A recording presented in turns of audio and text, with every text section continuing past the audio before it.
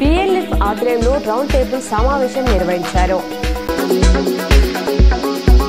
మాదక ద్రవ్యాల నియంత్రణలో భాగంగా పోలీస్ శాఖ ఆధ్వర్యంలో జిల్లా పరిషత్ ఉన్నత పాఠశాల బాల్కొండలో నిర్వహించిన మాదక ద్రవ్యాల నివారణ ప్రతిజ్ఞను విద్యార్థులతో చేయించారు.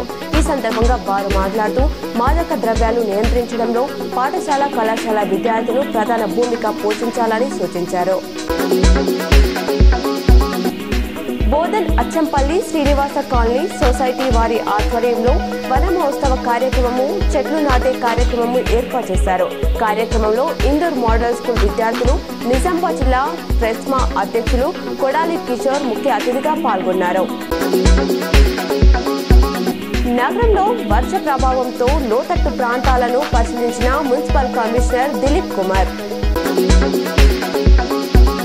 భారతదేశం నా మాతృభూమి, భారతీయులందరూ నా సహోదరులు అంటూ ప్రతిజ్ఞ ద్వారా ప్రజల్లో దేశభక్తి భావం నూరిపోసిన రచయిత బహుభాషావేత్త పైడిమర్రి వెంకట సుబ్బారావు వర్ధంతి సందర్భంగా ముఖ్యమంత్రి రేవంత్ రెడ్డి ఆ మహానీయునికి ఘన నివాళులర్పించారు.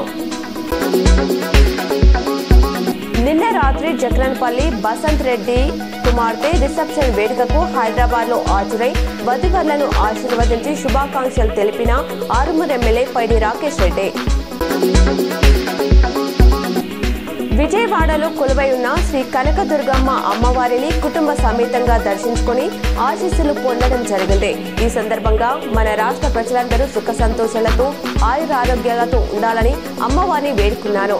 అమ్మవారి కృపా కటాక్షాలు మనందరిపై ఎల్లప్పుడూ ఉండాలని కోరుకుంటున్నాను. టీపీసీసీ మహేష్ కుమార్ గౌడ్ తెలిపారు. బాల్కొండ మండలం కిసాన్ నగర్ లో సీఎంఆర్ఎఫ్ చెక్కులను 3 లబ్ధిదారులకు బుధవారం స్థానిక టీఆర్ఎస్ నాయకులు అందజేశారు.